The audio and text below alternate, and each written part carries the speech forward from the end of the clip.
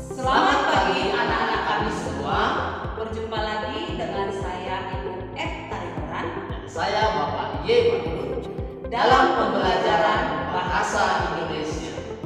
Pada pertemuan sebelumnya, kita sudah mempelajari mengenai teks anekdot. Mulai dari pengertian teks anekdot, tujuan, ciri-ciri, jenis, struktur, dan kebahasaan dari teks anekdot. Nah, anak-anakku semua, pertemuan kita kali ini kita akan mempelajari bagaimana cara menulis teks anekdot. Apa saja langkah demi langkah yang harus kita lakukan dalam menulis teks anekdot. Nah, anak-anak semua, tetap semangat, jaga kesehatan, dan salam SMP. Anekdot kelanjutan dari pembelajaran sebelumnya. Adapun tujuan pembelajaran kita pada pertemuan kali ini yaitu siswa diharapkan mampu memahami struktur dan kebahasaan dari teks anekdot secara sukacita dengan menunjukkan sikap hidup yang penuh syukur. Pada pertemuan sebelumnya, kita sudah membahas mengenai pengertian teks anekdot. Apa itu teks anekdot? Yaitu cerita singkat yang di dalamnya mengandung unsur humor atau lucu dan mempunyai maksud untuk melakukan kritik berupa sindiran lucu. Kemudian tujuan dari teks anekdot ada 3, untuk menghibur, yang kedua menyampaikan pesan kritik, dan yang ketiga sarana penyampaian pesan. Sedangkan ciri-ciri yang sudah kita pelajari ada 5. Yang pertama harus memiliki sifat humor atau lucu dan menyindir. Yang kedua bisa menceritakan manusia ataupun hewan. Yang ketiga bisa juga cerita fakta atau cerita fiksi.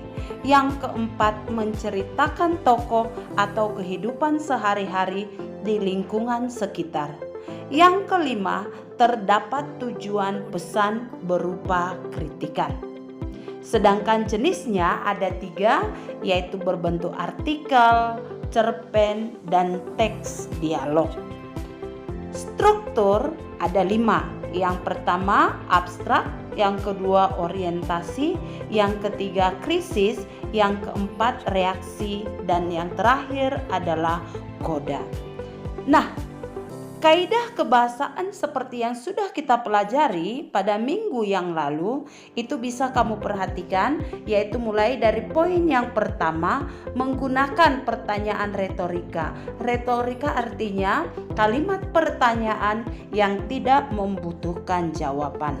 Kemudian penggunaan kata kerja aksi. Yang ketiga disajikan dalam bahasa yang lucu. Yang keempat berisi peristiwa-peristiwa yang membuat jengkel. Yang kelima terdapat sindiran.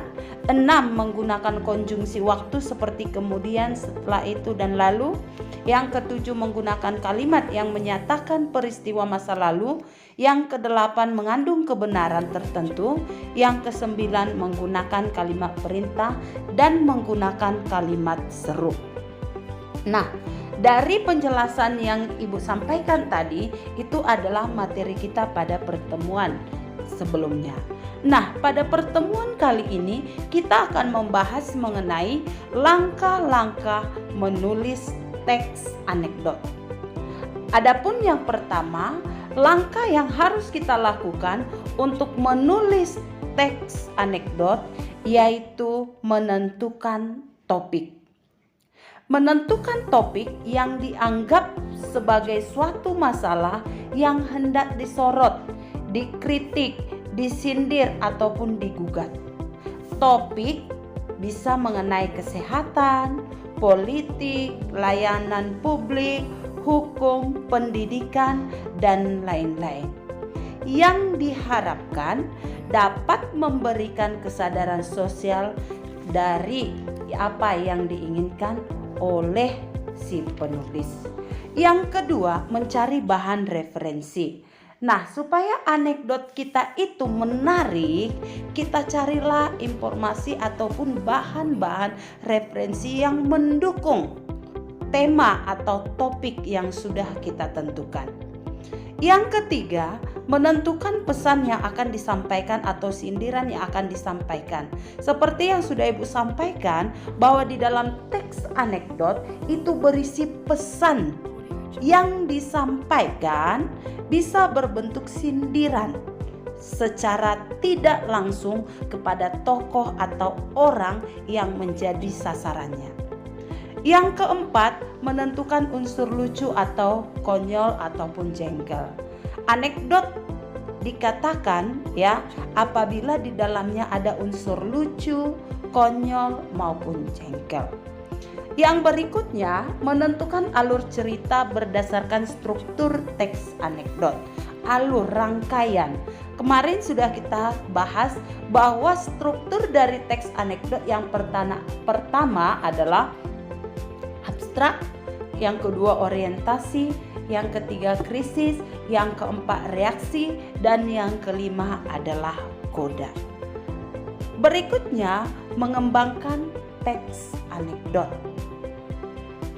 Menjadi cerita yang utuh dengan memperhatikan kaidah-kaidah kebahasaan.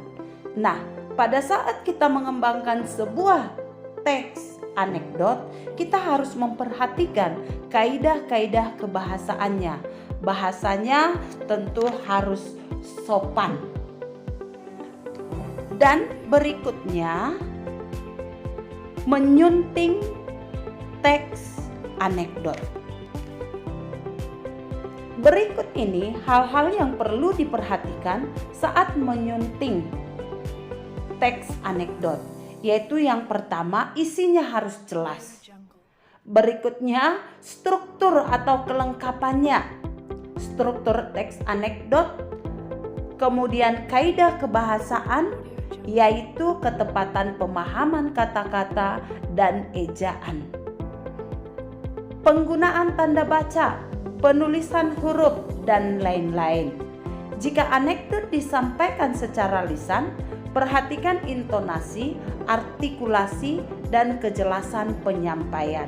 Nah, itulah hal-hal yang perlu kamu perhatikan saat menyunting teks anekdot.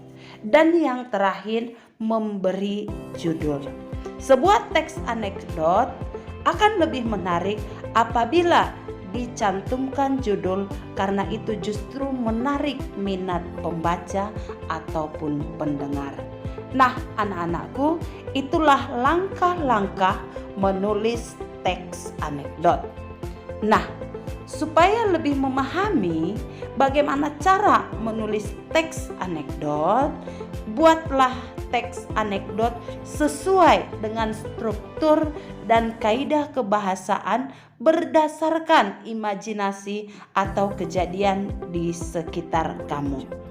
Teksnya silahkan dilihat di folder tugas di Google Classroom. Sekianlah pertemuan kita kali ini.